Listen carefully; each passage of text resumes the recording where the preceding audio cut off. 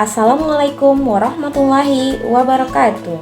Jumpa lagi dengan saya, Konselor Sari, dalam pembelajaran bimbingan dan konseling dengan tema dampak pernikahan di usia dini. Berawal dari kisah seorang gadis belia yang bernama Bahagia, hidup di tengah keluarga yang kurang pemahaman tentang dampak pernikahan di usia dini. Bahagia hidupnya tidak sebahagia namanya. Bahagia dipaksa menikah oleh kedua orang tuanya. Akibatnya sekarang, di saat teman yang seumuran dengan dia lagi senang-senangnya bermain, berbahagia, mencari pengalaman, dan mendapatkan pendidikan di sekolah, Bahagia justru mendapatkan beban berat dari mengurus rumah tangganya. Mulai dari mengurus anak, melakukan pekerjaan lain yang belum sepantasnya dia lakukan, dan yang paling parahnya lagi, mendapatkan perlakuan KDRT oleh suaminya. Inilah sebagian dari dampak pernikahan yang dialami oleh Bahagia. Bahagia tidak sendirian, masih banyak lagi remaja-remaja yang seusia dengan Bahagia, yang senasib dengan Bahagia.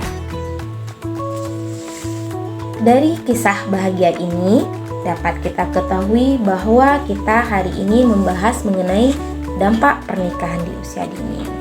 Sebelum kita lanjut, kita ketahui dulu bahwa menurut Undang-Undang Perkawinan Nomor 1 Tahun 1974 dijelaskan, pernikahan adalah ikatan batin seorang pria dengan seorang wanita sebagai seorang suami istri dengan tujuan membentuk keluarga yang bahagia dan kekal berdasarkan ketuhanan yang Maha Esa. 2. Untuk laki-laki minimal sudah berusia 19 tahun dan untuk perempuan harus sudah berusia minimal 16 tahun. 3. Jika menikah di bawah usia 21 tahun harus disertai dengan izin kedua atau salah satu orang tua yang ditunjuk untuk sebagai wali. Terus, pernikahan dini itu apa? Ada yang tahu nggak? Oke. Pernikahan dini adalah pernikahan pada remaja di bawah usia 20 tahun yang seharusnya belum siap untuk melaksanakan pernikahan. Terus menurut Anda, faktor penyebabnya apa? Faktor penyebab pernikahan di usia dini ini ada 2. Pertama, faktor pribadi, yang kedua, faktor dari lingkungan. Faktor pribadi terdiri dari agar bisa menjauh dari orang tua dan agar mendapatkan kebebasan. Yang kedua, agar bisa menyalurkan hasrat seksual. 3. Untuk menghilangkan rasa sepi, mungkin karena orang tuanya sibuk atau bagaimana sehingga dia memutuskan untuk menikah. Yang keempat, agar mendapatkan kebahagiaan. Bisa jadi karena kurangnya kasih sayang dari orang tua tadi, ada pasangan memberikan kasih sayang yang penuh, maka ada keinginan untuk menikah di usia dini. Yang kelima, agar menjadi pribadi yang dewasa. 6. Karena terlanjur hamil, karena tidak bisa mengontrol dalam menjalin hubungan di usia remaja, maka terjadilah hamil. 7. Karena pasangan mencintai Anda. Sedangkan 8 mungkin karena untuk ingin mendapatkan uang atau kesejahteraan. 9. Maraknya seks bebas di kalangan remaja.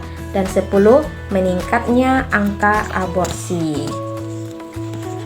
Terus yang faktor keduanya tadi apa? Faktor dari lingkungan atau lainnya seperti faktor budaya.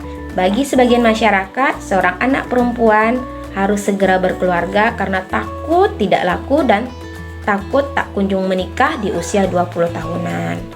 Yang kedua, faktor pendidikan. Sebagian orang tua beranggapan bahwa pendidikan itu tidak penting dan baiknya atau yang pentingnya itu adalah segera menikah. Yang ketiga, faktor ekonomi. Orang tua tak sanggup membiayai pendidikan anaknya sehingga mendorong anaknya untuk menikah di usia dini dan bisa hidup mandiri. Berikutnya lagi faktor hukum.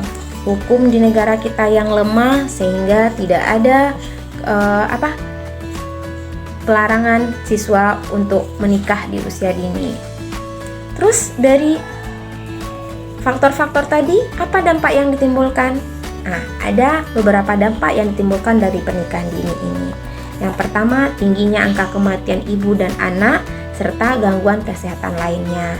Yang kedua, banyaknya penularan penyakit HIV karena kurang pemahaman tadi. Yang keempat, ini yang lebih parahnya lagi. Kepada remaja belia, ini pada umumnya bisa mendatangkan penyakit kanker leher rahim.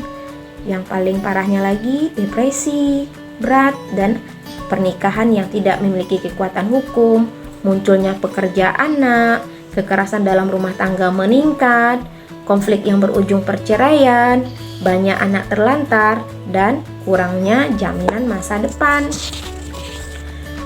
Terus, Ananda tahu nggak cara mengatasi agar tidak ikut dalam pernikahan di usia dini ini? Oke, ada beberapa cara. Yang pertama, keluarga harus mengajarkan dan menanamkan nilai-nilai yang baik sejak dini kepada anak, serta memberikan bimbingan, perlindungan, dan pengawasan agar anak tidak terjerumus dalam pergaulan bebas yang dapat mengarah pada berbagai hal-hal negatif.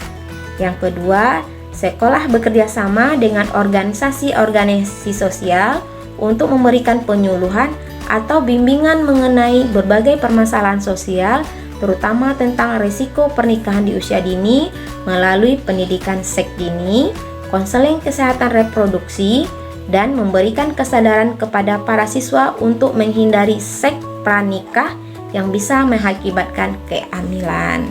Jadi inilah materi kita hari ini, semoga bermanfaat bagi Ananda semua. Sebelum kita tutup, silakan Anda isi LKPD, linknya nanti ada di slide terakhir. Dan jangan lupa juga mengisi angket evaluasi hasil dari layanan kita sekarang ini. Ibu tutup dengan wabillahi taufiq wal hidayah. Assalamualaikum warahmatullahi wabarakatuh.